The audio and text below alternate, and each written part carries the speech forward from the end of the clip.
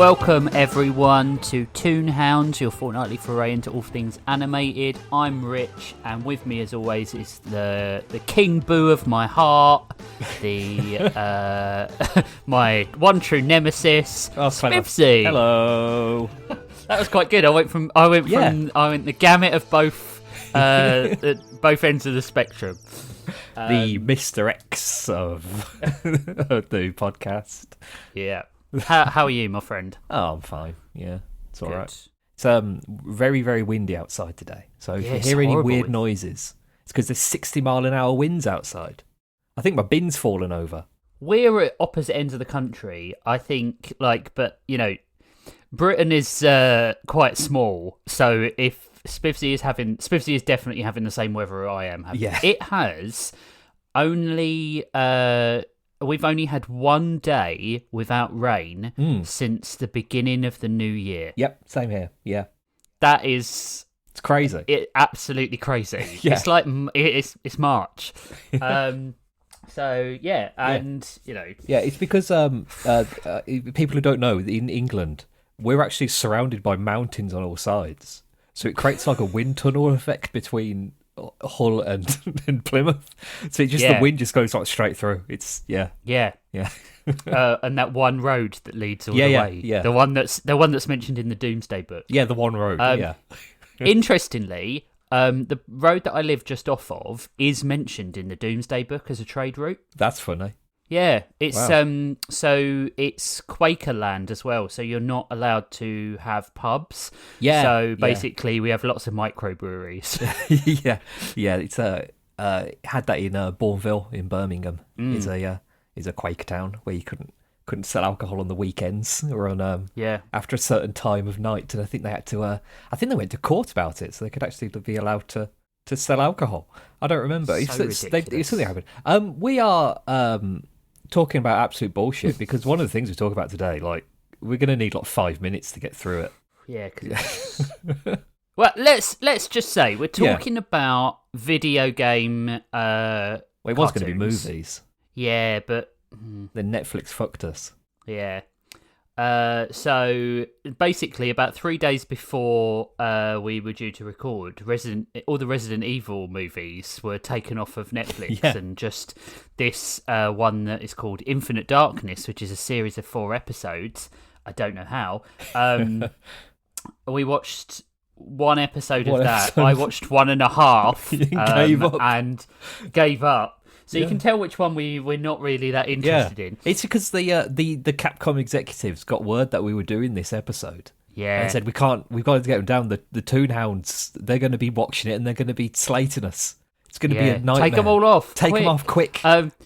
Did you know as well, we were going to record, so peek behind the curtain, we couldn't record on Tuesday because both of us had internet issues. Yeah, my internet was like garbage. I don't know why. My connection's still. I've got 1 bar of Wi-Fi on my computer at the moment. Wow. Yeah. My laptop and everything to do with anything in my house needed updating because I'd left it so long without updating. And basically, it just said to me, "If you don't update now, we're never going to let you use the internet again," which is kind of what essentially what the laptop said.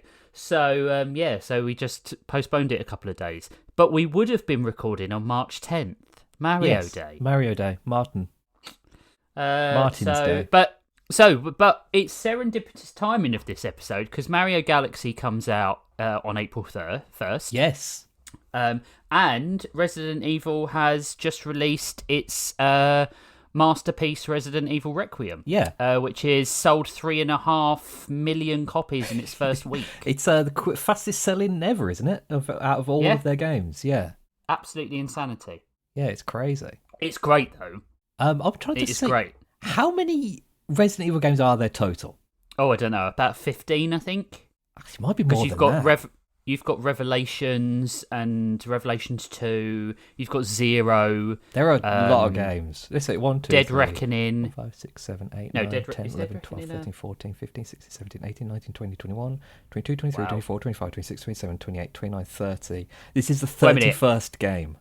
Are you counting all the remakes? These are counting remakes, but this is the 31st release. Okay, all right. There are, what is it? There must be 10 in the actual definitive series. Yes. Does that count? Is that counting Code Veronica? Oh, no, it's not 11. Yeah, because you got zero as well. Yeah. Yeah. But what do you want to talk about first, Biv? Let's just get through the Resident Evil. Right. Okay. Let's do that quick. We've been doing about 20 past. I will eat the gun on this one. So we did the first episode and a half. Well, episode, and I punished myself to see if it got any better. Yeah. Spoilers, it did not. Infinite Darkness, CGI net animation series, set between Resident Evil 4 and 5. Yeah. Where it focuses on Resident Evil 2 characters Leon and Claire, and basically makes Claire an admin assistant. Yeah. Pretty much. It's just... Oh, it was... I mean, you'd say that you watched 1.5 episodes. I think I watched about an eighth of an episode because it just didn't go in. I don't remember half of what happened. I remember the first zombie appearing when that guy starts throwing up blood in the hallway, when Leon shows up. Well, I think it's a little bit before Leon shows up, but it's around not in that area, and that's about it. I remember the kid in the sewer who saw a group of people being zombified and torn apart, and he thought, "Oh, this is a good time to get my sketchbook out," and he just bashed out this incredible piece of art to say that he was traumatized.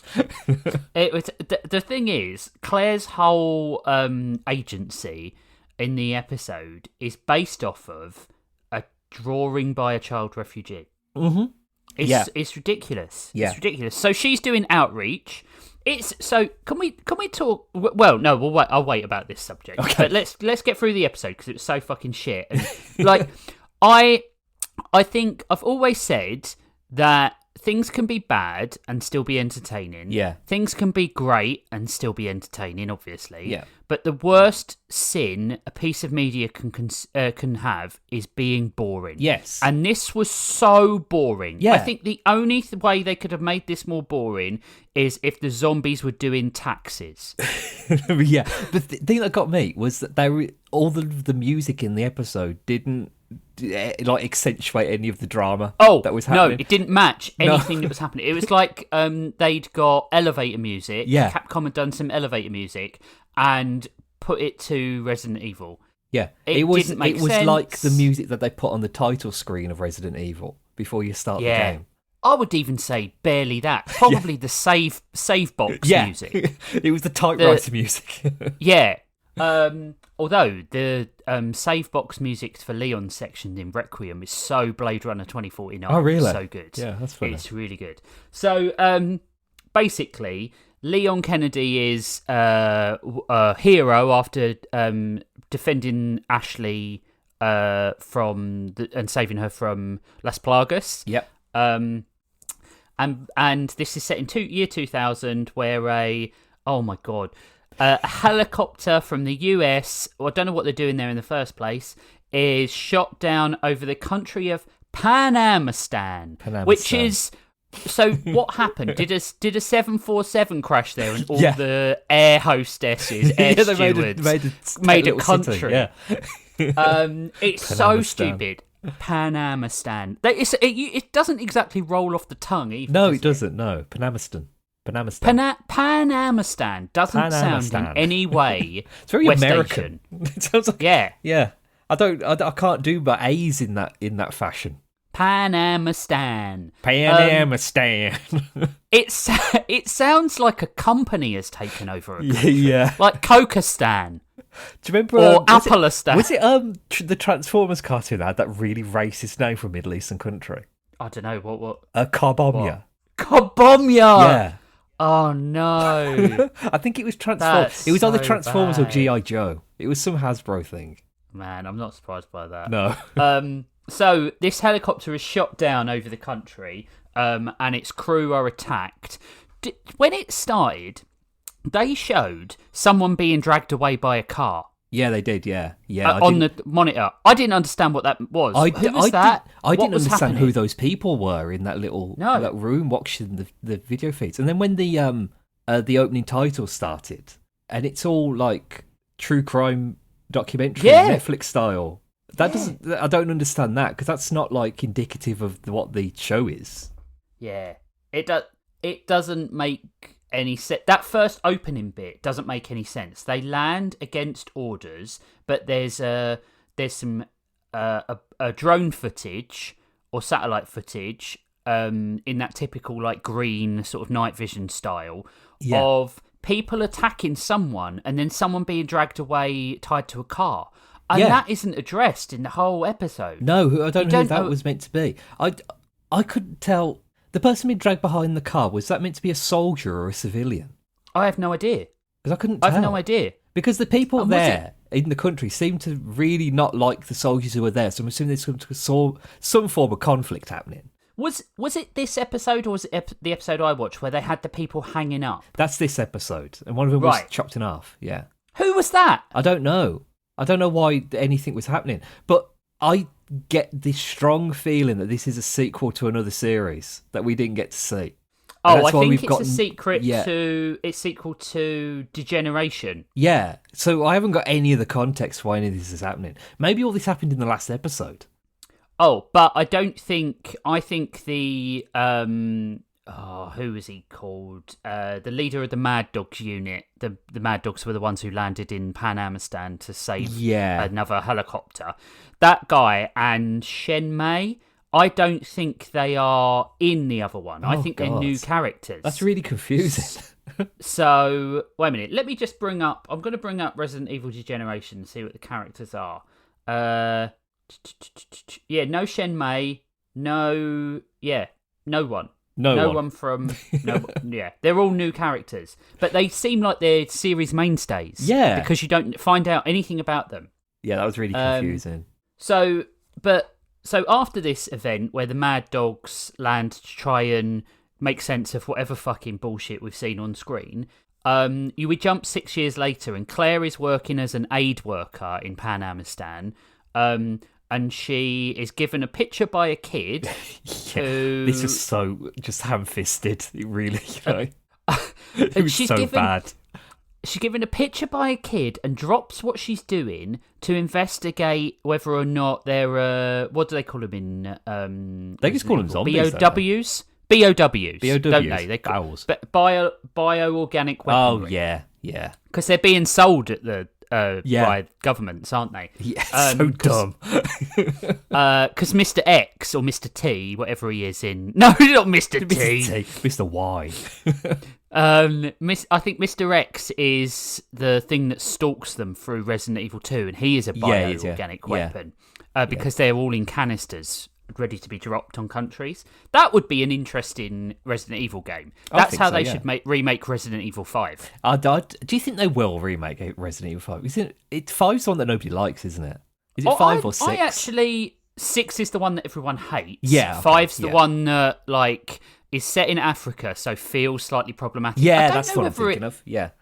One of the main characters is an African liaison with the BSAA. Yeah. And they constantly make reference to how, these people have been, under the thumb of Umbrella and Tricell and some of the big corporations that take, control in Resident Evil. I actually don't think the game in and of itself is racist. I think they have, some weird things that they do, like the only person you want to try and save is that white woman that gets dragged into the hut. And then you go to the tribal areas, and I'm kind of like, that wasn't necessary. I think it's just a bit... I don't think it's racist as much as culturally insensitive. Yes, insensitive. I would like them to remake it, and I would like them to remake it with an eye on how do we make this less culturally... Japan has never been that good at being sensitive to black audiences. No. Is it Master Boo in Dragon Ball? Popo. Mr. Popo. Popo. Popo. Yeah. like the guy, and his design is just awful. Yes, and a lot of black characters in Japanese anime are designed like Barrett in FF7. Yeah, with the constant he's the one who's swearing. He's the angry, stereotypical angry black man. Yeah, and it's kind of like, come on, like they do it a lot. Sort of. Yeah. Like there's Miss Monday in One Piece. Like if you look up a picture of Miss Monday in One Piece, you think, oh, what the hell were they thinking with that one? But she's in the new series. Yeah, and it's I saw that. Yeah, I'm gonna watch the series. I've never seen One Piece apart from the episodes that we watched. Yeah, so. I'm 3 episodes into the season 2 at the moment. Oh, okay. Is it good? It's fantastic. I'm loving it. Good. So good. I'm glad that they're not doing like a straight, remake adaptation. Yeah, it's like they're picking and choosing the characters and things that they want to talk about. That's good. Mixing it up a bit. So I'm glad they did that because it would have taken so long to get some of the characters. Well, they're doing the same with Avatar, aren't they? I haven't seen that series either because I love the cartoon so much. But I've heard it's terrible. Really? Yeah, I've heard it's awful. Oh, that's a shame. Yeah. But yeah, so Claire is working as an aid worker, and she basically drops everything she's doing, all the important work, because a kid made a picture. Now, bear in mind that this is 2000, so it's 1998. No, 1996 would have been the Raccoon City incident. So it's 4 years on. It would the public perception would zombies would still be in the mindset, right? Yeah, everyone would know about it. So it's like Evan bringing me a picture of 9/11. Yeah. And me being like, oh my God, I'm going to drop whatever I'm doing. They're planning another 9/11. Yeah. Yeah, pretty much. Yeah. It doesn't make any sense. It doesn't really. The thing that gets me is how good the picture is. Yeah. Where did he get all of those coloured pencils from to start with? He was in a sewer while he was drawing this, apparently. Unless he's got eidetic memory and he went home and got his crayons out to make this masterpiece. I don't understand why he was there in the area that they were in, because it didn't look like the same place where they were before, because it was kind of like outside a walled city. There was really big walls around, and he was in a wheelchair and he was mute now. Yeah. Maybe this gets explained later on, but the way it was framed in this episode... it didn't really make a lot of narrative sense. I don't understand why she was there at all. Doing this, because at this point, this is after Resident Evil 4, so it's after Code Veronica X. So she's found Chris. Yeah. What work is she doing? I don't know. Thought that Claire was working on. Taking down Umbrella, not providing humanitarian aid, which is important, but not interesting for a computer game character to be doing. No. But anyway, while this is... So she drops what she's doing and gets on the first plane to the White House. Yeah. He just goes I don't know how she got through, but she's there. Where a new team are being put together by the leader of the Mad Dogs, the team that went down in the helicopter. Yeah. For a secret mission, and there's Shen Mei, who's a woman. That's all we know about her. She's a woman. She is a woman. And Leon, and they're all like, Leon. They're all like, I don't believe everything you hear about him. Yeah, half of the characters are skeptical of what Leon is capable of, and the other half are just sucking his dick right off his body. He's like the hero of the hour. It's quite funny because even through everything that Leon Kennedy does throughout the series of the games, at no point does he really feel like a hero character. No, he just feels like he's constantly in the wrong place at the wrong time. Yeah, that's absolutely what it feels like. In 2, he's late for his first day, and he's thrown in. Yeah. In 4, he's just there to investigate the president's daughter going missing, and he's like, this is happening.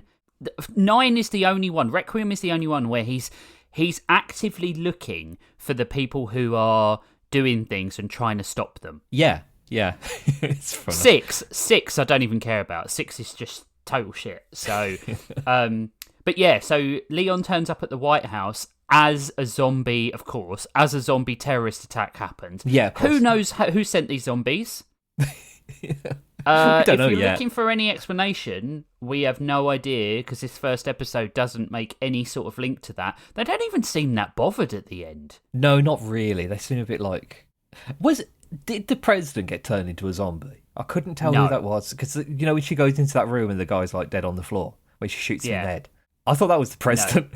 No, that's not the president. No. It's one of the president's entourage, I think. I think it's the Secretary of Defense, the one who was shouting at the president, because that's what you do. If you want to keep your job in the cabinet in America. You shout at the president. That would go down really well. This series came out in 2021. Yeah. But yeah, so Claire turns up at the White House just as Leon is leaving on his secret mission. Leon does not seem happy or bothered to see her at all. No response at all, really. Even though they are really good friends and have survived like a massive, like life-changing, altering event. Yeah. He doesn't seem bothered to see her at all, and does not take anything she says at all seriously. No, he's like, "Sorry, I've got to go now." He gets a bit bloody women saying all this to me. Yeah. It's kind of it's not completely out of character for Leon. Yeah. He is a bit of a sexist, but not to that extent. No, I wouldn't say he's a sexist. I'd say he's a like poon hound. Yeah, he's like a sexist in a comedic way. Yeah. He's not sexist like Luis is in Resident Evil 4 or something like that.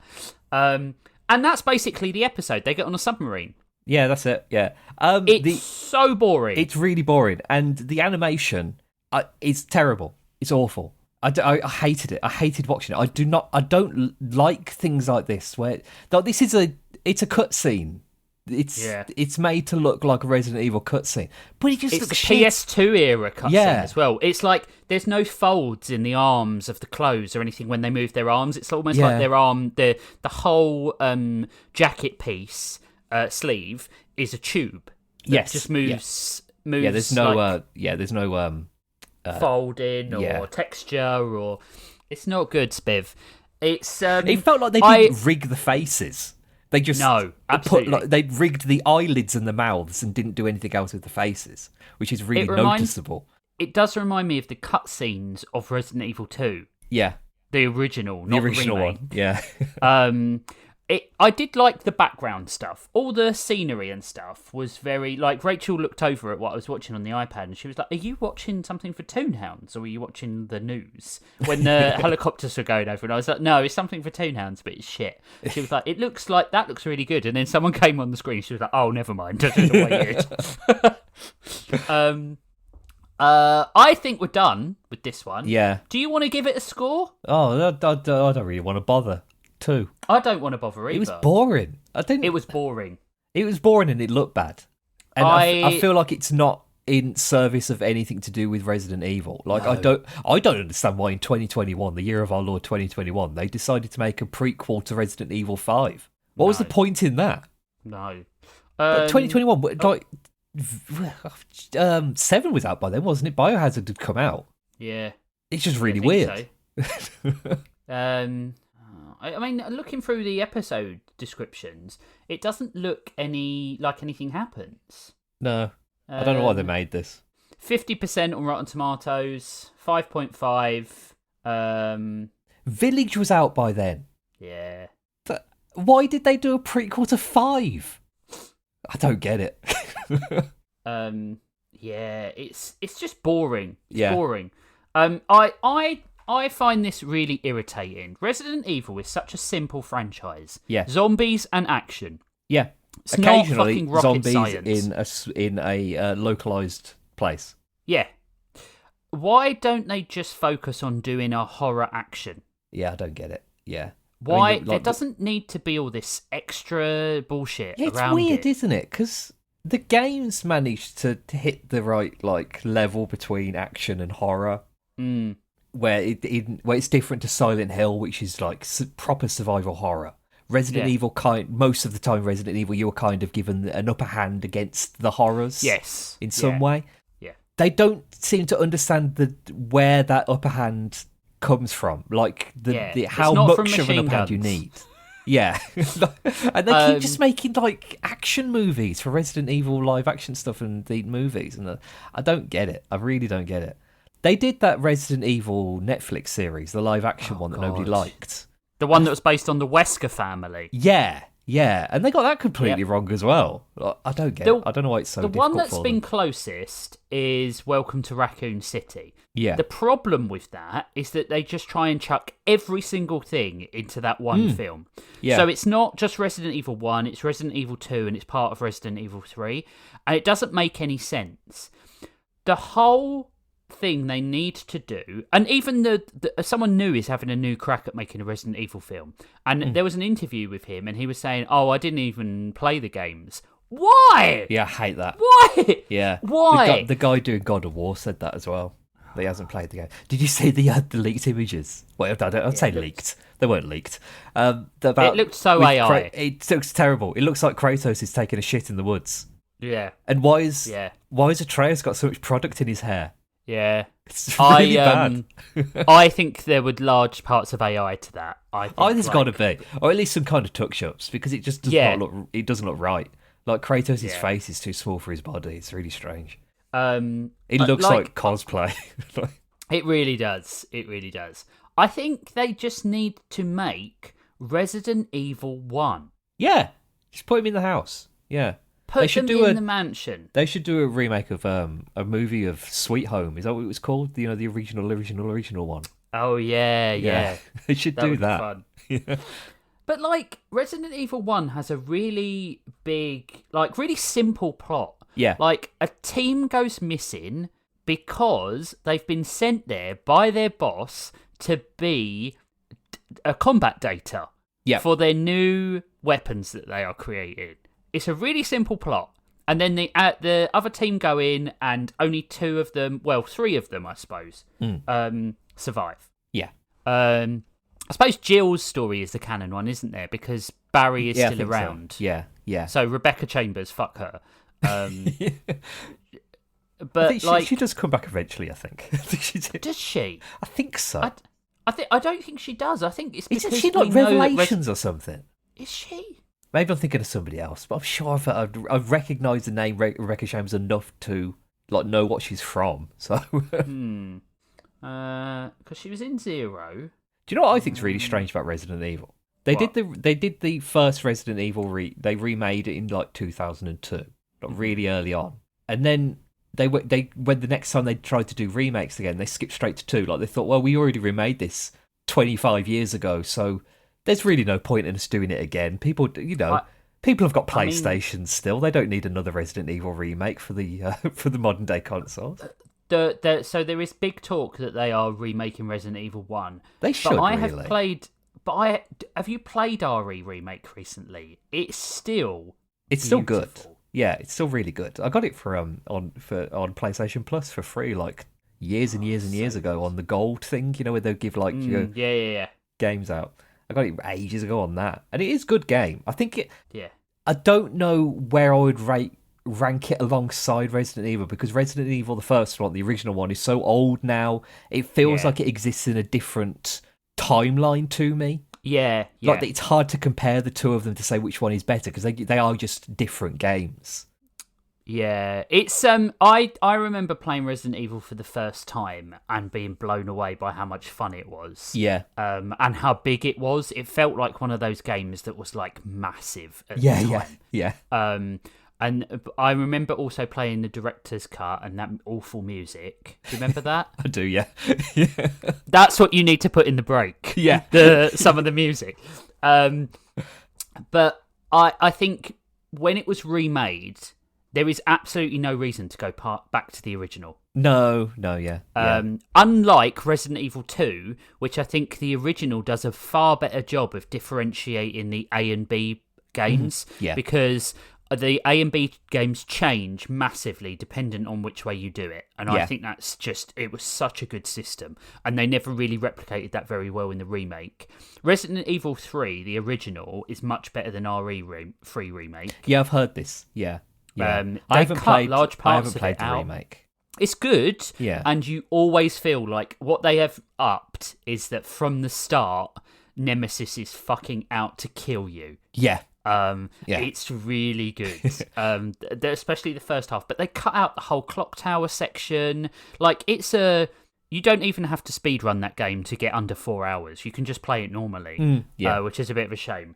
And then 4 is a masterpiece. I genuinely, after they remade it on the GameCube, after it came out on the GameCube, I didn't see a reason for them to remake it. Yeah. Because it still stands up today as a really good game. Yeah. 5, I think, deserves a remake with some cultural sensitivity thrown in. It's the only game you can play of the main timeline that you can play co-op as well. Yes. So I really liked playing that. Rachel and I had a blast playing that.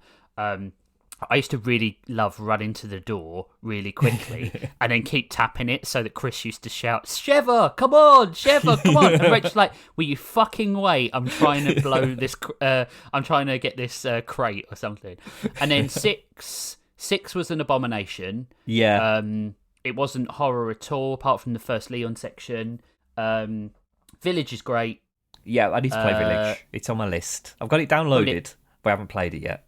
Village is 8, isn't it? 7 is Biohazard. Biohazard is really scary. Yeah. Really scary. To the point where I didn't want to play it the first 10 minutes. Like, the thing that I found quite scary in Biohazard is how bad he is at opening doors. I've always got The thing that I always take away from that is that some antiseptic oil can reattach a hand. Yeah. Yeah. I love Biohazard. Biohazard's a good game. It's really good. It was a good way to reinvent the franchise again. Yeah. And then Village was really good as well. But no, I don't think it's as good as Biohazard. And then this latest one, 9, it's so good. I missed Code Veronica X and Resident Evil 0, but to be honest, who the fuck cares about those? There's I think there's free DLC coming for Requiem as well. New story DLC. I wonder if it's got Ada in it, because Ada isn't Chambers. Chambers? What am I just read Chambers off the screen. Spoilers for anyone who hasn't played RE9. Ada doesn't show up, and is not mentioned, which is weird. Claire's not mentioned either, which is really strange. It's almost like it's almost like you said, like Leon may be out of sight, out of mind with women. But Resident Evil 9, Grace is like the person who voices Grace is one of the best voice actors I've ever heard in a video game. She's so good. She is a bit stuttery. Everything she says is like, and it gets a bit annoying after a while. Yeah, it's very video game voice-overy, where sometimes it's like, oh, I need to go over there? Because, you've got to, in some way, give the information to the player without it seeming like you're giving the information to the player. It's like giving you hints for what to do. It's like, maybe I should look at that picture over there. Instead of just saying, look at the picture. That wall looks like it might come down if there was an explosion. Atreus in God of War. Everything. Oh my god! Every time you're just standing there, and it's just like, oh, maybe we could go through this door, and it's like, I'm just looking for stuff. Give me 5 seconds. You should be able to turn that stuff off in games, because I don't want to be told what to do. No, I hate it. I love the franchise. I think Resident Evil is great. I did. I showed Spiffsy. I did finish my speed run, my first speed run today of Resident Evil 9 in 3 hours and 29 minutes. World record? No help. No, I think that's like under 2 hours. Yeah, it's got to be something like that. Yeah. Yeah. But no health, no crafting, which I'm very pleased about. That's really cool. So I'm going to play through insanity mode with infinite ammo. And just fuck that up, because I want to platinum this because it's so fun. Apparently the canon ending of Resident Evil 1, which is weird because it doesn't happen in the game at all, is that Jill, Barry, Rebecca and Chris escape with Brad Vickers, but that doesn't happen. No, it doesn't. So if they do remake it, they're going to have to sort that out. Yeah, I think they are. Yeah. Maybe that's the clue that they are going to remake it, so they can do that. I want a female-led Resident Evil again. Like this obsession with Chris and Leon is a little bit too much for me. Jill and Claire need a bit of love. Jill is one of the Jill was the premier favorite Resident Evil character until Resident Evil 4, and I feel like she's fallen off in a big way. And now she's the same age as she was in Resident Evil 5 because she has she's been infected. Yeah. And once you're infected with some of the viruses, you don't age. Yeah, so I assume Leon's not going to age either.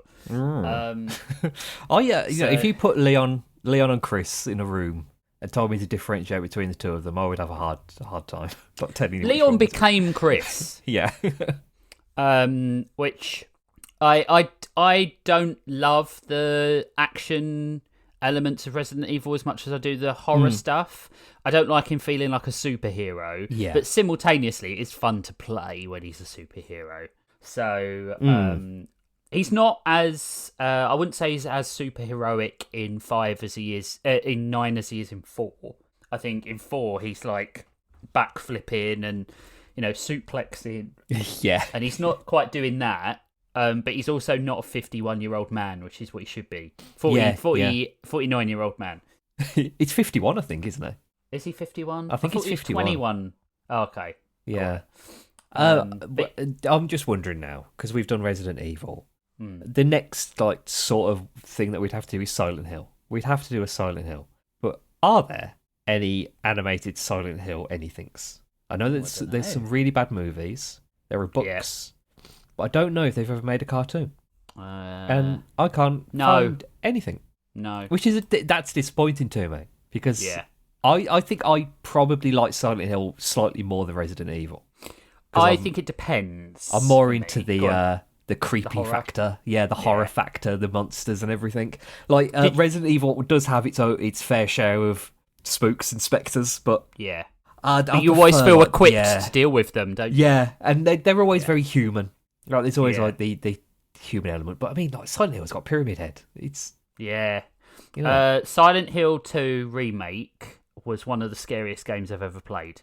I loved it. It was so good. It was so good, but like Rachel and I would sit captivated, and as I was slowly going through, and we would one of us would shout legs because you can see the the double-legged monsters. I've played Silent Hill F through as well. I don't think that was as good. It wasn't. No, I've heard it. Yeah, I've heard mixed things about Silent Hill F. Yeah. I remember when I was a kid, I had a PlayStation magazine. Like it was one of those, weird offshoots. Or it was called like PlayStation Max or something.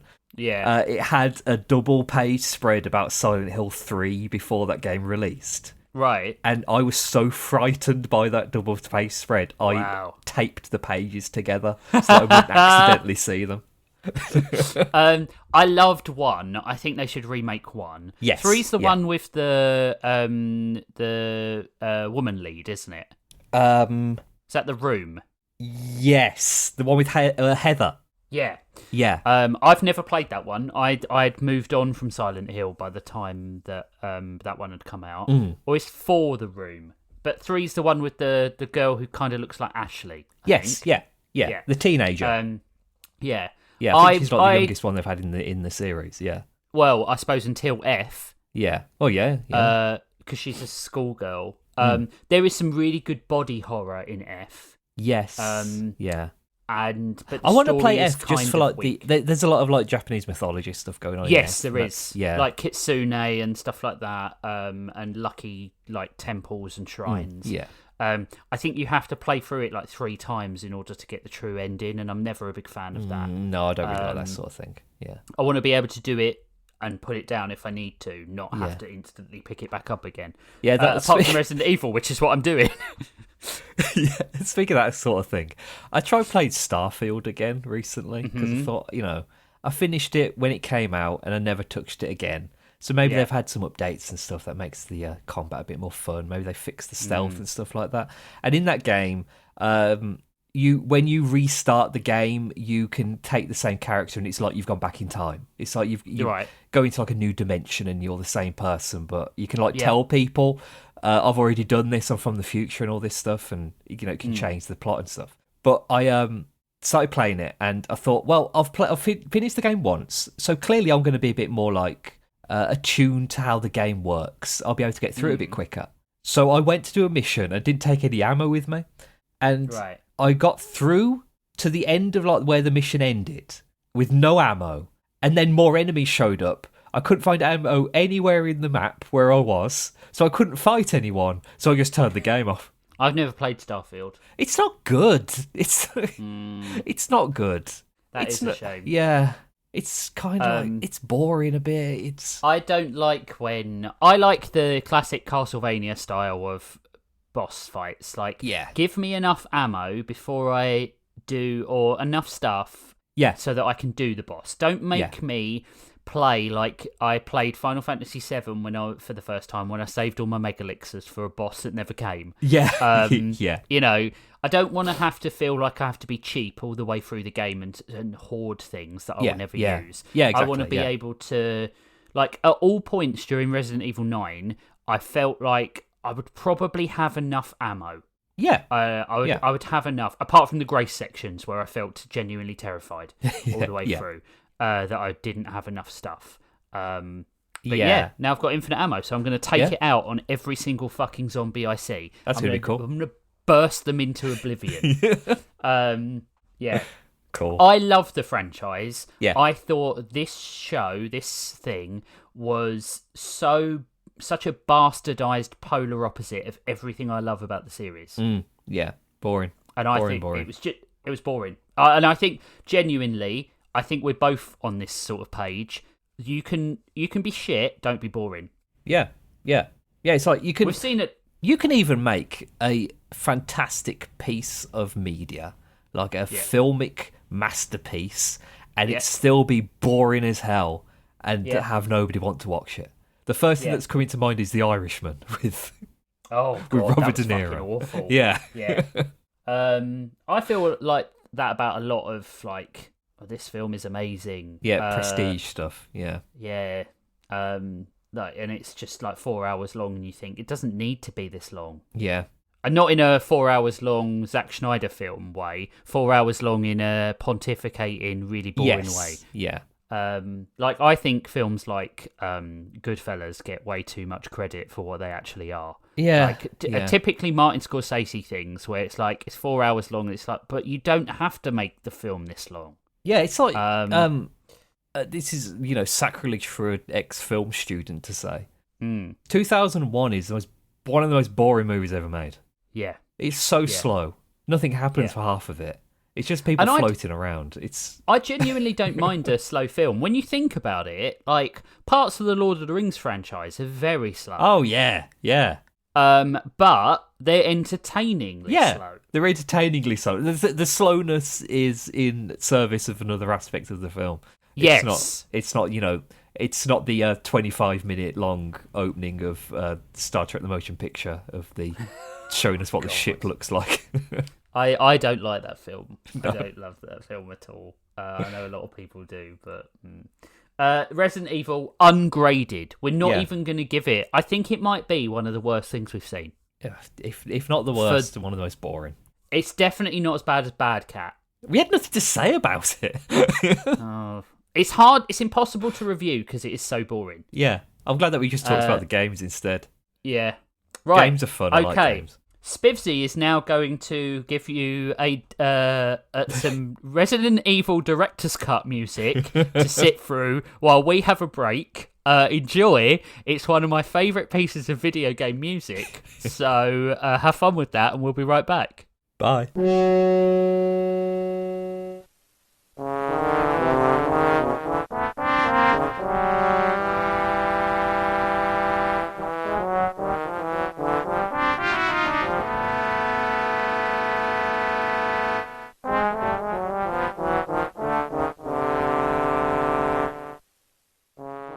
Welcome back. I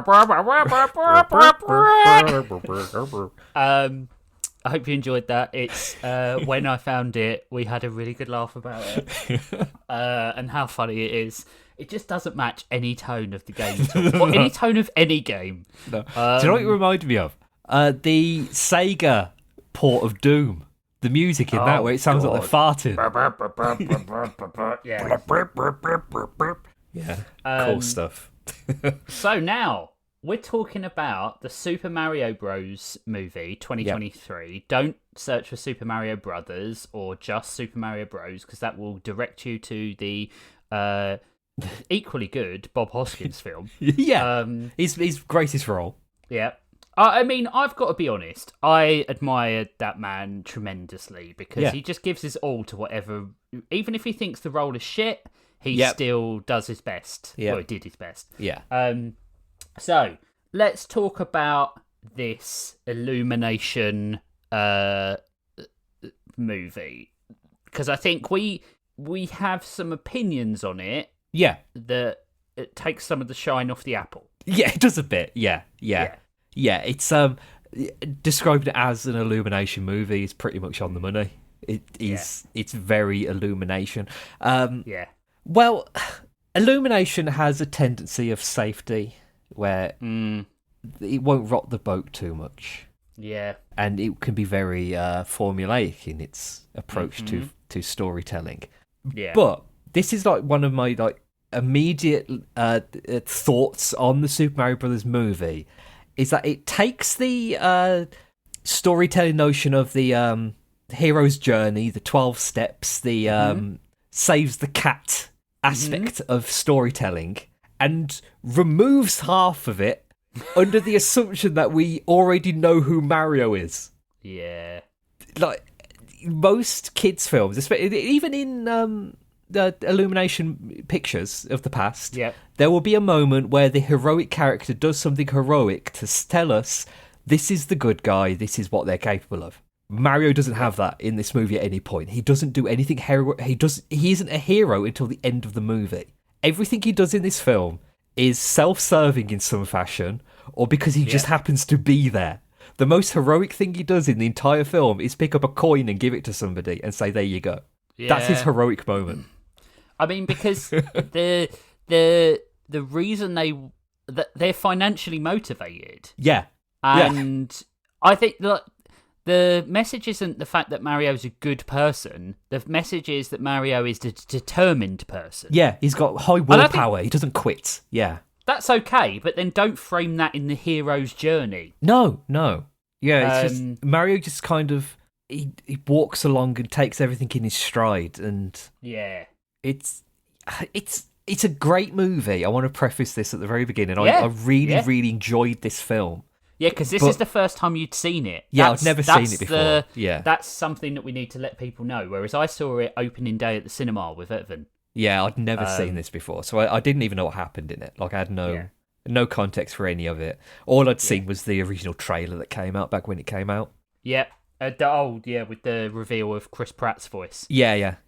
Which also, all of these people are saying, "Oh, it's Chris Pratt," but he does a really good job as Super Mario. He doesn't do a good job as Super Mario. He does a good job as Chris Pratt. Anna Taylor-Joy is good. Yeah, and Charlie Day is fantastic as Luigi. Great. Luigi's my favourite bit. Okay.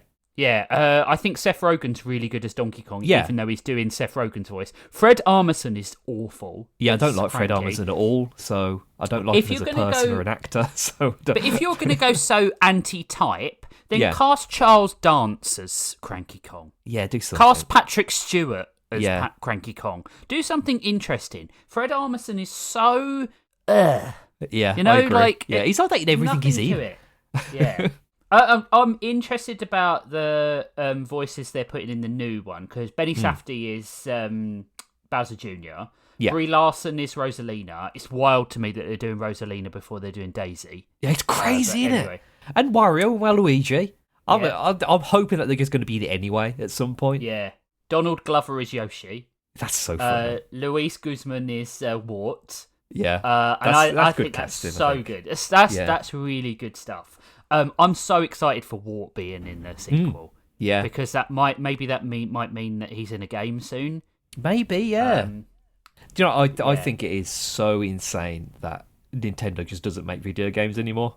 Yeah, it takes them like 20 years to come out with anything. It's crazy. Like, every single time they reveal a new game in a franchise console. Yeah. Oh right. Yeah. Everybody's excited and like surprised that they're making another game in whatever franchise. Yeah. Like they did it with Metroid, where it was like, where we haven't had a Metroid game in like 15 years. Oh, wow, they're making another Metroid. And then it's, oh, wow, they're making another Animal Crossing. Oh, wow, they're making another F-Zero. If you've got these like money-making franchises that everybody loves and knows, Why is it taking them so long to make games for them? I don't know, because I contemplated for a little while getting the Switch 2, and then I was like, I looked at the lineup and I was like, on it. What am I paying for? Yeah, there's a Donkey Kong game. That's it. which looks fun. Yeah. But I don't want another Mario Kart for a minute. I'm perfectly happy with Mario Kart, the last one that was on Switch that had all that content. There's no good Mario incentive. game. There's no Zelda game. There's no Metroid game. There's no Kirby game. It's what am I? It's like even the virtual console releases. Yeah, there's like 6 games on the GameCube, virtual console on the Switch too, and it's been out for a year. What I don't get it. I don't know why it's taking them so long to do anything with Nintendo. I can only assume it is not having the cross functionality element. But Sony have PlayStation exclusives. There's a new Sony PlayStation exclusive every 2 weeks, if not every month, right? Yeah. If you just say a month, 12 games a year. For 12 games a year for Nintendo, I would probably buy a Switch. Yeah. Too. Definitely. Because they're all guaranteed to be of a quality. I don't think there's ever been there's not been many Nintendo games, Nintendo owned property games that I've ever thought this is less than a 7, right? Yeah. They're great at making games. They're just not very good at releasing them.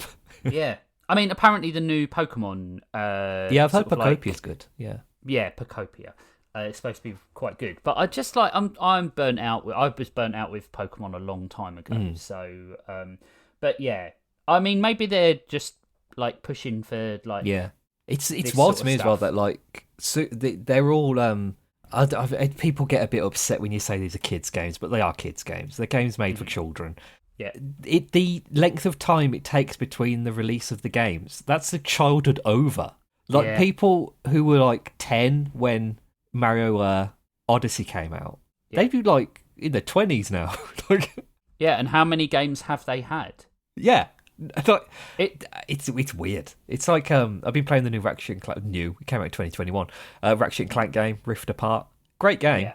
I looked up to see if they were going to make any more, and they said the next time that they expect they'll even start development on the game is 2029, which is 8 years after that game released. Yeah, it's not exactly capitalising on the rush. I would say, so going back to Capcom, they are pumping out these Resident Evil games. They are, yeah. There's been one every 2 years for the last 8 years. With the remakes. I know some of them are remakes, and that's fine. But if you have a cycle where you want to produce a new game and then a remake, a new game and then a remake. If that's what you need to do, then do that. Remake Galaxy, remake Sunshine for the Switch 2. Do that, but then have a studio that can produce a new game on the 2-year mark. So you've got a yearly Mario game again. Yeah. I think we need it in this year, in 2026. We deserve yearly Mario releases. Because has there been Wonder? Wonder came out post Super Mario movie. But I don't... that game is great. I do love it. I don't count those as Mario games. This is me just being a bit pedantic. Mm-hmm. I feel like a Super Mario game is playing as Super Mario in some kind of 3D environment going on an adventure.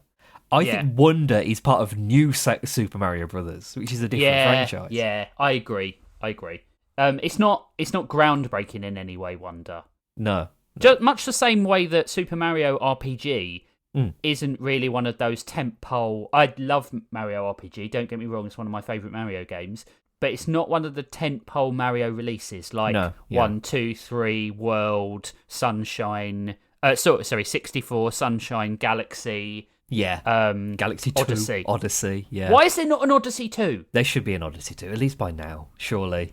It's absolutely ridiculous. I don't even think they're making one. Let's talk about this film, because it's depressing how Nintendo come and have a games release system. It's so frustrating. Let's talk about the film. Yeah, I'll start off saying I'm angry. so mad. I'll start off by saying one thing I did really enjoy about this film, and I really loved the tertiary characters.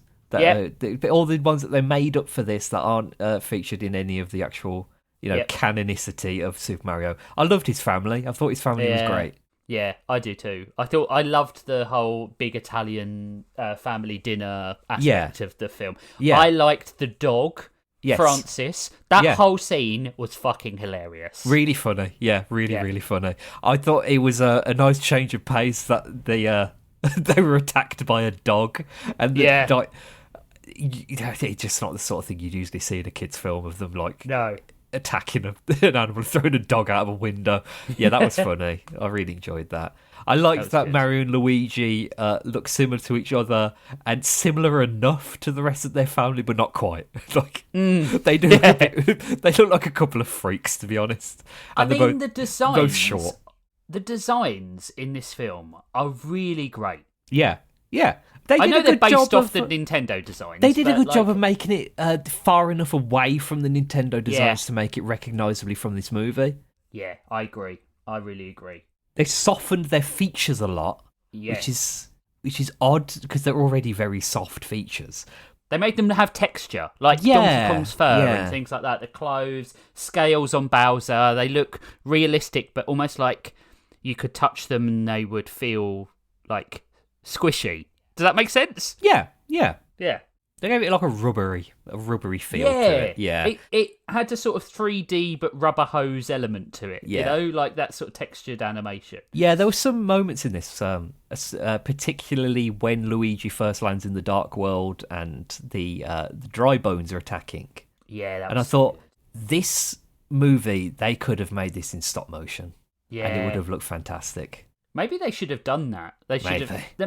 They wouldn't though because it's too groundbreaking. Yeah, it's not Illumination. No. That's the thing. That Illumination actually, I think, harm this in a way with how safe they are.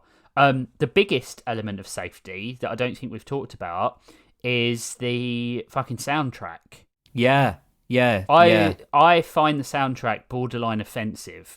Like, there's so many good tracks from Super Mario, like Galaxy, Odyssey, all the music, all the musicians that Nintendo have paid over the years, and like orchestras, and you're telling me that Aha's Take On Me was more relevant to the story than that? Yeah, I agree. Yeah. I struggled with this. I didn't really super enjoy the level of nostalgia for the original games that was in this movie, but it's to be expected because it's a Super Mario Brothers movie. So they were going to do a lot of the music, like the Koji Kondo music from it. But just after a while, it got a bit it's like an orchestral version of the Super Mario Brothers theme. Yeah, I've heard it like 50 times already. Like, I get it. It's an old game. Yeah. I thought it was a bit too focused on the originals. It was a bit too. Let's go back to 1983, and there's so much other stuff that they could have done. But I suppose putting a devil's advocate lens on it, some of the kids that would be watching it wouldn't have played Super Mario 1. That's 2, true. and 3. Yeah.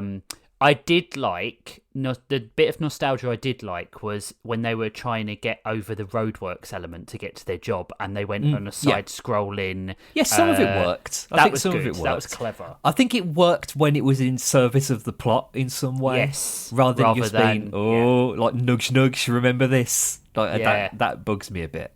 Like I think the one I didn't like was where they're going down the sewers and there's a sign saying one. Like level 1, 2 or something, or level 1, 1. That was a bit, alright, I get it. And when they're in the Toad Town, underneath Princess Peach's castle, there's an antique shop where they're selling like pixelated coins and stuff. I thought that was a bit stupid. I didn't really enjoy that. Yeah, that is silly. The one bit I did like, because I think it was a good indicator of Bowser's personality, was when he's playing the piano with... Yeah, that was good. With Kamek. That was cool. Yeah. I liked that. I liked, although Jack Black I can take or leave, I thought his performance as Bowser was actually pretty good. Yeah, he was trying. And more than Chris Pratt was trying. More than Chris Pratt, yeah.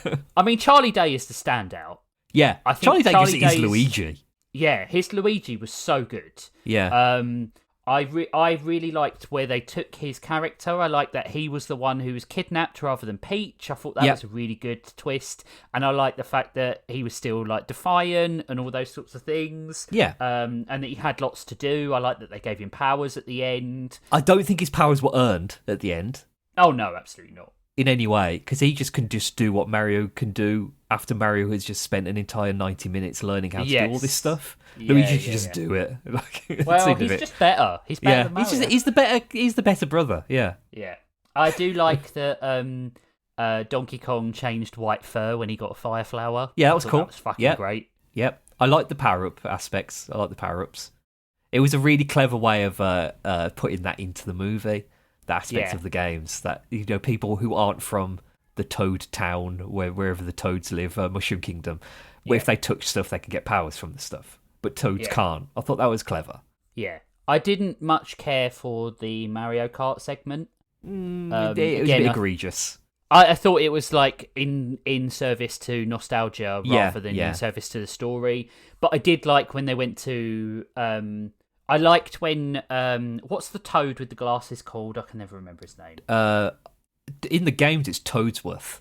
Toadsworth. I don't think it's meant to be him in the movie. I think it's meant to be someone else. I think he's called Toadsworth now. But I like when they brought up the map and they saw the different like worlds from Mario World, and there was like the Donkey Kong's island was there. That sort of stuff is really good because it's actually makes sense in the world rules. I like that when they pulled that map up, all of the places that are shown on that map, they do eventually go in the movie. Yeah. Even if it's just like during that montage when they're travelling to Donkey Kong Island. Yeah, I like that. Because they go the place with the upside down pyramid from Odyssey. Yeah. There's lots of stuff I really, really like. There's no point really even talking about the plot really because it's just the hero's journey and I like the fact that the film begins and ends in New Donk City, I suppose. In Brooklyn. Oh, it's in Brooklyn. You're right. Yeah. I like the real life Brooklyn. The real life Brooklyn. I like that it's framed by that, so that they can gain worth in the eyes of the people who have disrespected them in their real lives. I do like Luigi's plot. I think Mario's is a bit like staid, but I think I think part of the problem with the film is this film should have come out 20 years ago. Yeah, it's a bit late on, isn't it? Yeah. Yeah. I did really enjoy this film. I feel like I'm being a bit critical of it, but it's easy to think of the criticisms in Illumination movies because all of the good things of the Illumination movies are very simple. It's just like entertaining. It's funny. It's safe. It's like there's not a lot to say like, oh, I really enjoyed this part because of like the characterization of and the plot really spoke to this aspects of the original, and it's hard to do that. Like, well, it's hard to do that as well when the characters themselves are so simple. I think that's possibly part of the problem, right? Problem being it's not even a problem; it's part of the dynamic. Yeah, the characters are so simple. Actually, I think on reflection, they did quite a lot with the base elements of Mario and Luigi and Peach, and I don't know if he's supposed to be Captain Toad, but I think they're going to clarify that because he seems. I think because he's got a backpack. Yeah. That's not the noticeable thing about it. I really like Toad. Toad is the bravest character in the movie. He's the hero. Oh yeah. I do really like this film. I think like my disappointment comes from like it just needs another pass and then it would be a 10. You know, it's the 15th highest grossing film of all time. That's nuts. That's wild. Yeah, it did so well. Yeah, it did so well. And I think this sequel is going to do really well as well. It's insane to me that it's taken this long to make. Yeah, same. Yeah. Do you remember when they announced that they were making the Super Mario Brothers movie and it took like 6 years for any information to come out? And every single time there was a Nintendo Direct, it was like, do you think they're going to say anything about this movie that's never coming out? And they didn't. No. Which is crazy that it's Galaxy is so relatively quick after this one. Yeah. The first one took so long. Still not quick enough, I would say. No, yeah. Still not 3 quick years. enough. Yeah. I think it just goes to show that people are not paying animators enough. Mm-hmm. Yeah. definitely. I think like animation is like with the Spider-Verse films and the Super Mario Brothers films. I think it goes to show that audiences want these movies, and I don't think studios are being paid enough to do them. I think like big studios are trying to do it on the cheap and stuff like that, and you can't do this sort of stuff on the cheap. It looks cheap. I really, really like this film. I was going to ask, as a couple of people who know about the all of the Mario games, are there any aspects of the other Mario games that weren't featured in this that you think would have worked well in a Mario movie? Like characters or locations or theming or anything like that? No, and I'll give you the reason why. I think there's already a lot going on in this film. There is, yeah. And I like the fact that they kept quite restrained. I don't want to see the Koopalings. No, that would be really messy. Too much. Yeah. In a third potential film, if the Koopalings overthrew Bowser and Bowser had to work with Mario, that would be quite good. I would like that. Yeah, the only reference we get to the Koopalings in this is Bowser's piano is a Ludwig von Cooper piano. Right. Yeah. Right. Because I'm slightly concerned that they're going to put too much into the next film. Yeah. Like, when they're going to Subcon is a bit... It's a bit of it's surprising. And then you got Yoshi as well. Yeah. Yoshi, I feel like, is just going to be... There. Yeah. I feel like it's carrying... It's like, taking your horse with you. Yeah. I like that. I'm excited about Wart and Birdo and Mauser being in it, and the ninjas. But I feel like that's going to be quite a small scene, so I'm okay with that. Yeah. I don't want them to overstuff these films. There's a lot. You could get 5, 6, 7 films out of this franchise quite easily, and have them focused on something, and it all be quite good. Interestingly, I haven't seen Donkey Kong on any of the promotional stuff for this film. I don't think I have either. Now I'm thinking about it. No, I don't think he's going to be in it. That's pretty strange. Maybe that's because he's off on his own adventure, and we're going to get the Donkey Kong movie. Maybe that would be quite good. Actually, it would be. Yeah, you get Funky Kong in it. King K. Rool. I'd like to see. Yeah, I don't want to see the songs. I don't want to see the songs. Honestly, I think I'd like that more than Super Mario Galaxy. Yeah, if we got a Donkey Kong movie. I would get someone like Patrick Stewart to voice King K. Rool. Yeah, you'd have to get somebody like really prestigious to do it. Yeah, absolutely. I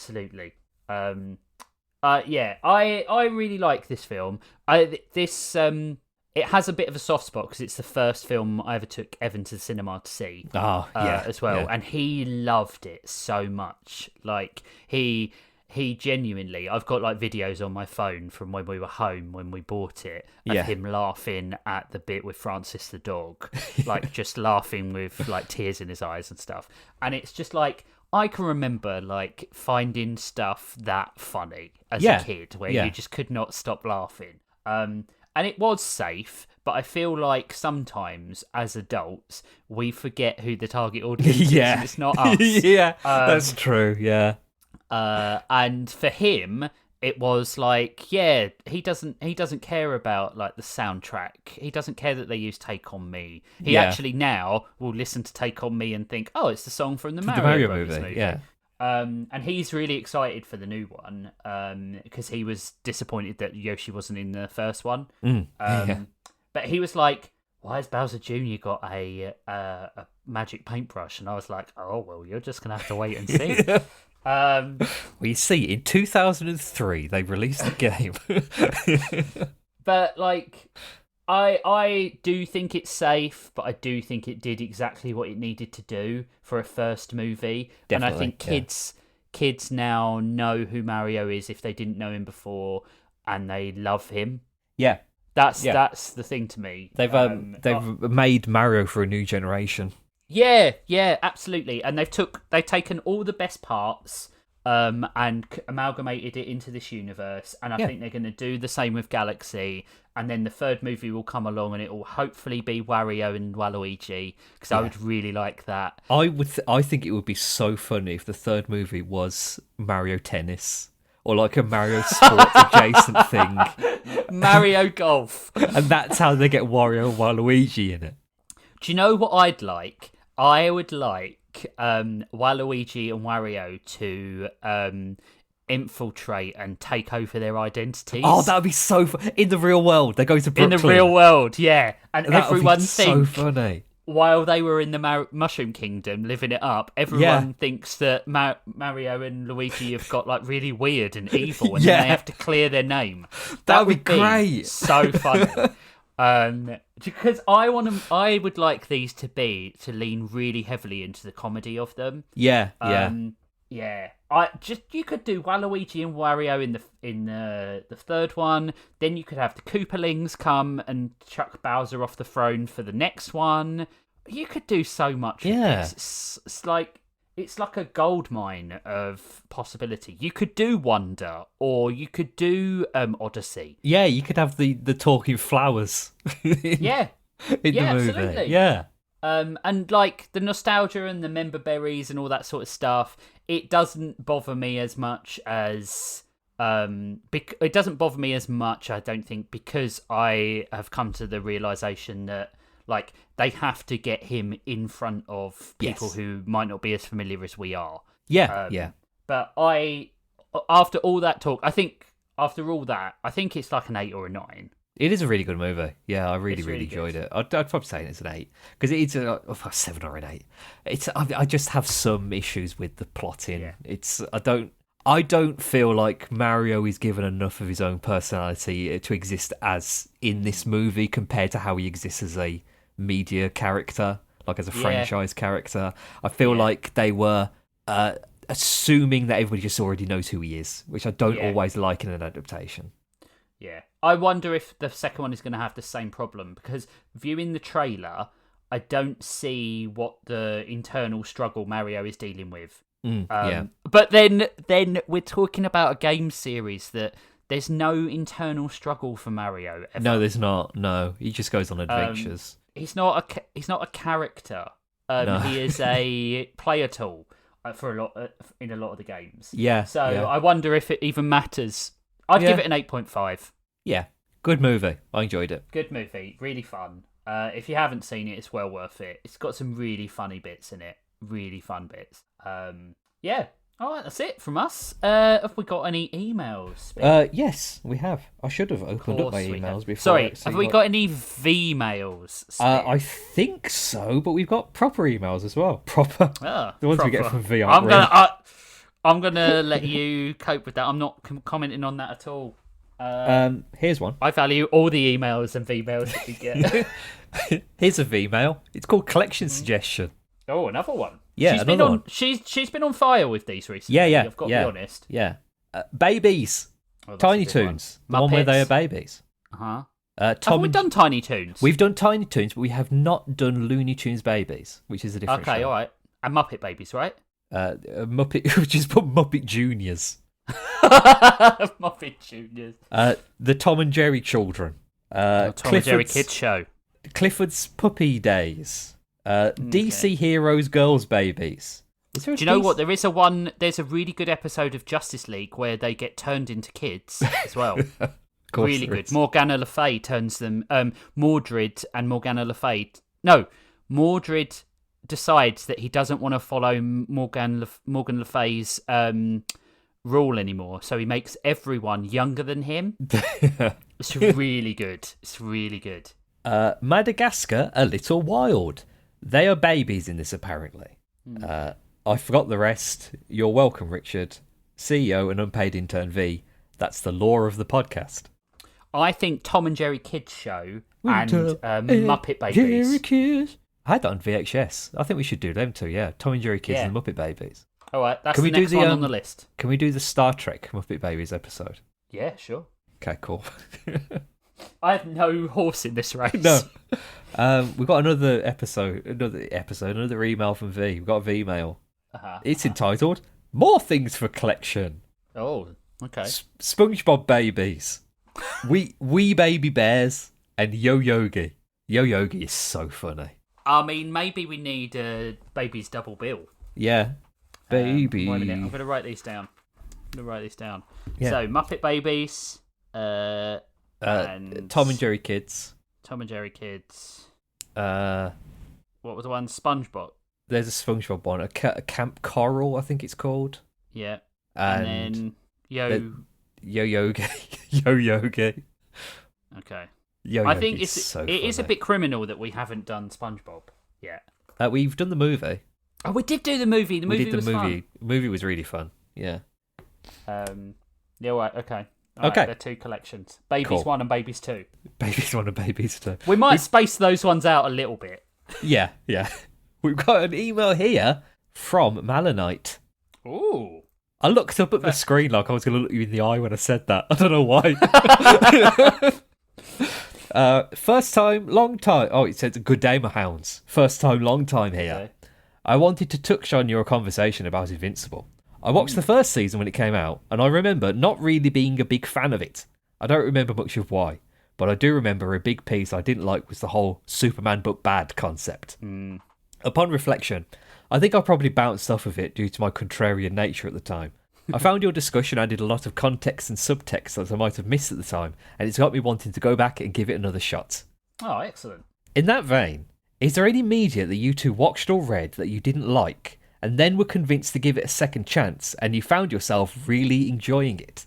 I watched the first half an hour of Pacific Rim once, thought it was the biggest pile of shit I've ever seen, turned it off, and then someone gave me a copy, and I was like, someone got it for me on Steelbook.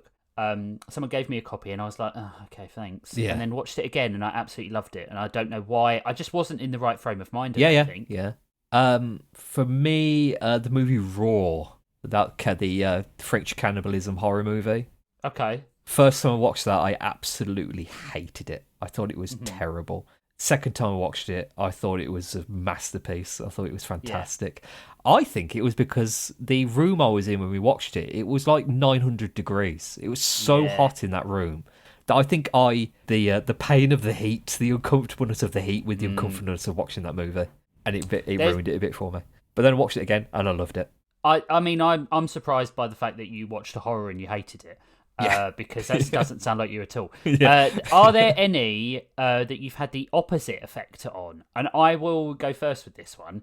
I saw The Amazing Spider-Man 2 on a plane. Yeah. And I was at 35,000 feet, obviously oxygen deprived. And I thought it was really good. That's a shock. I said to Rachel, it's really good. I really enjoyed that film. And then we watched it together, and she was like, what the fuck is wrong with you? Like, this is awful. That's really funny. And I was like, I don't know. Have you ever had one of those where you've seen, or like the magic of the cinema has made you think it's good, and then you go home and then you're like, shit. Yeah. 2 Christopher Nolan movies. Right. Dark Knight Returns. Dark Knight Rises. The third in the Christian Bale series, and Interstellar.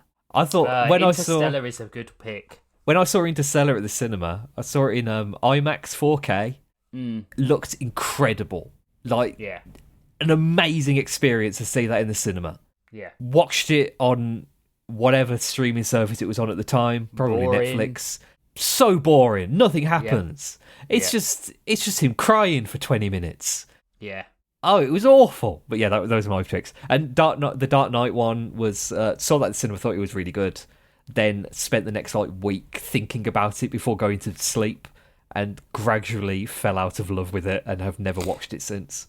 The plot of it doesn't make any sense. And I think one of the big problems with it is that Batman is in costume for about 10 minutes. Yeah. I don't understand why they gave him that metal leg at the beginning. That doesn't come back up.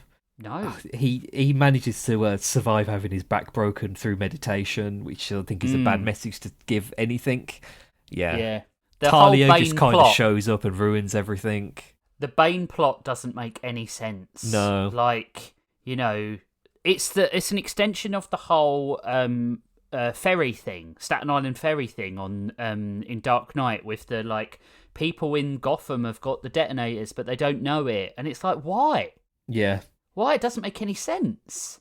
It doesn't make any sense whatsoever. No, I didn't. The military stopping the civilians from crossing the bridge doesn't make any sense. I had the same thing with Joker, the one with Joaquin Phoenix. Yeah, I hate that film. First time I watched it, I thought, oh, this is quite interesting. It's quite an interesting movie. It's nice to, see a different kind of interpretation of a supervillain and all that bullshit. And then thought about it a bit more and thought, a lot of that movie didn't make a lot of sense. And a lot of that movie was pretty bad. I hate DC's thing about farming off their characters to tell any story that is not... that every story they possibly can, not related to the main character. Yeah. Like, there's an Alfred series. There's a Gotham Pennyworth series. There's a Titans series. There's a Joker film. To be fair, I mean, Gotham is good. Gotham is good. Titans Pennyworth season 1 is really apparently good as well. I haven't seen it, but he's apparently quite good. I don't give a shit. Create a Batman series. Yeah. They made a Batwoman series. Yeah. They'll come out with a the Waynes series or something. Yeah, it'd be like Succession at some point. Yeah. And I don't care. I don't care about it. Just tell the story. Smallville, perfect example. Smallville, Lois and Clark, Supergirl. Just tell the Superman story with the characters interacting in the way we want them to. Yeah, it took them so long to make Superman and Lois. Yeah. But even then, that is like for some reason, they're away from Metropolis. Yeah, they are, yeah. Just tell it in the setting that we want to see it in. It's crazy. I don't know if it's like licensing issues or something, but it is really weird. It's like there's a rule that you're not allowed to put Batman in a TV show. Yeah. That is the most egregious one. Oh, talking of that, did you see the Lanterns trailer? Yeah, it looks alright. I thought it looked alright as well. I don't see what the problem is. People have got to fucking complain on the internet. Yeah, of course. I mean, I thought the most interesting thing is that they acknowledged Chip. Yeah. I mean, that's something. I mean, it's James Gunn doing a super thing. It's going to be entertaining at least. Yeah. It looks really... I think it looks like... It's very clear that, it's called Lanterns. It's not called Green Lantern. Yeah. I think there are other... I think Sinestro is in that town, doing something with that town. Yeah, I think so. Yeah. I think it looks alright. It looks quite interesting. Yeah. I'll definitely watch it. Yeah. You see that Sony has said that they might be trying to reboot their... Oh, my God. Yes, I did. Their Spunk series. If I was Marvel, I would freeze them out of anything now. Yeah, they've tried. They have failed. They are not good at this. Yeah, the thing that really made me laugh was when they said, "We're looking to reboot the characters that have already been in the series." Why? Nobody wants you to do that. Like the problem with Madam Web wasn't that it was Dakota Johnson playing the character. No, it was because the movie was bad. Yeah, absolutely. Really weird. Doesn't make any sense. It doesn't make any sense whatsoever. Do you want to hear our last email? Yes, I do. Well, it's actually one of the two last emails because Nate managed to send it twice. I don't know how. It's the same email twice. Hello, cartoon dogs. It's me, your number one fan and star of the Resident Evil series, Barry Burton. Some idiot named Natebit offered me a Jill sandwich if I talk about my favourite Mario Brothers games. So here I go. Should I say it like Mario? Like, here we go! Everyone knows that Mario is Missing is the best Mario video game. For one, Luigi is the most handsomest he has ever been. Second, I got to learn all kinds of stuff. Like Italy is shaped like a boot. I'm pretty sure it taught me to fire my favourite weapon. It's very effective, especially against living things. Anyway, you two should play Resident Evil Gaiden for the Game Boy Color. It stars the most beautiful character in the whole franchise, and also has Leon in it. That's right, it's me, Barry Burton. You can play as me. I can only hit the bad guys if you time it just right, so don't miss. Surely you, the masses of Toon video games, can handle it? Well, I gotta go. Later, animation canines. Sent from Barry's iPhone. And they've included a picture of Barry Burton from Resident Evil fighting a zombie. Lovely. Barry Burton is the worst character. Barry would not have an iPhone. He would have a Nokia 8210 still. Yeah. He'd have a Razor. Oh God, yeah, Motorola Razor. Yeah, there'd definitely be a clamshell phone. Absolutely. Yeah. He'd think it. No, do you know what he'd have? He'd have that phone from the Matrix that clicked down and everyone thought was really cool. Oh yeah. Do you remember those phones where you had to like twist it? Yeah. Those were stupid. Lots of ridiculously stupid phones. They were really throwing shit at the wall back in the aughts in the early aughts. I've never played. What was it? Resident Evil Gaiden. Gaiden, yeah, on the Game Boy Color. Are you looking it up? Yeah. Oh, it looks shit. It's an on-rail shooter, really isn't it? No, is it? I thought it was an on-rail shooter. Down. Looks like a top-down shooter. Oh God. Oh man, it looks so slow. Oh wait, no, you encounter them and then it becomes a sort of like on-the-rail shooter. That's wild. I don't know why there were so many on-the-rail shooters games on Game Boy and Game Boy Color, which is just incredible. Like the least like serviceable content for that platform. Like, yeah, it just doesn't work. Oh my God, it looks awful. It looks really bad. We'll be playing that one on stream. We're gonna 100% it. Speed run it. Yeah. Oh man. Yeah. I mean, thank you for that, Nate. I love these video game bits. They're really good. Yeah. Oh, good emails, everyone. Good emails. What are we doing next week? Do you remember? I don't know. Is it in the announcements? We are going to be doing racing. We're doing racing. Oh, it's not. We were going to do cars. Cars and Redline. But I don't really want to watch Cars. So I'm going to say we're going to do Initial D.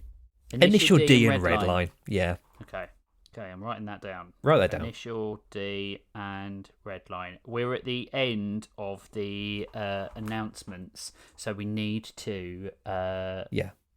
So how about the episode after this? We'll do Muppet Babies and Tom and Jerry Kids. Yes. And then we'll think of some more things. I would like to watch the Scott Pilgrim Netflix series. I'd like to do an episode on that. That's a good question. What would you categorise it as? God knows. Should we just categorise it as Scott Pilgrim Takes Off? Why don't we just do an episode on that? We don't have to contrast. We can just watch 5 episodes of that. Yeah. Oh, it's so good though. It's really good. Right. If anything, watch episode 4. Well, let's just watch the first 5 episodes. Yeah. It's called Whatever, and it's the best episode of the series. We'll also do another Daredevil in the Details soon. Yes. Because now I am off work. The show is coming out in 2 weeks. The show is coming out in 2 weeks. I feel like we should... maybe we should do a watch-along. Maybe. We could do a watch-along. Man, that would be quite good. How would we do that? We wouldn't be on cam. No. Well, we'd just do it like a director's commentary sort of thing, wouldn't we? Yeah, that'd be a good one. Yeah. That'd be a good one. All right, we'll do that. So the next 3 episodes are Racing, Initial D and Redline, Babies, Muppet Babies and Tom and Jerry Kids, thank you V, and then our Scott Pilgrim special. Scott Pilgrim special about 4 years after that show came out. Yeah, but who cares? But the new game's out, so it's nearly relatable. Yeah. Sorry in advance, Nate. You're not going to probably find any Muppet Babies or Tom and Jerry Kids games. There are a few Tom and Jerry games. Yes, that's true. I had one on Game Boy. Yeah, I had one on Game Boy. I think it might have been the same one. It was shit. Yeah. It was. Oh, wait a minute. Tom and Jerry the movie. There was a Tom and Jerry movie game as well. I don't remember what it was called. It's called like. I don't remember what it was called, but you end up like going to a fairground at one point and jumping on the like. That's one of the only things I remember from it is that you jump on the carriages on the Ferris wheel. That's about all I can remember, and it was really, really hard. Yeah, I think I remember that one. Anyway, good luck finding a Muppet Babies game. Or there's Muppet games. There's loads of Muppet games. There's loads on the PlayStation. Muppet Babies game. I think there might be a Muppet Babies Racing, maybe. Wow. Yeah. All right. Well, so yeah, what we'll do is we'll try and put a few more collections together. But you can suggest a collection. You, the very listener, not you, Spivsy. You can't suggest any. I do that all the time. But you need to do that. You need to head over to patreon.com/toonhounds and become a supporter of the show. There, you get lots of other stuff like access to our Discord, access to Daredevil in the Details, access to episodes early. So yeah, do that. If you want to send in an email, you can send it to toonhounds@gmail.com. We read every single email we get. Because sometimes on air. Yeah, most of them we just we read them silently. Yeah, they get printed off and then they fall into the shredder. not the Turtles villain. Yeah, that's a different thing we do.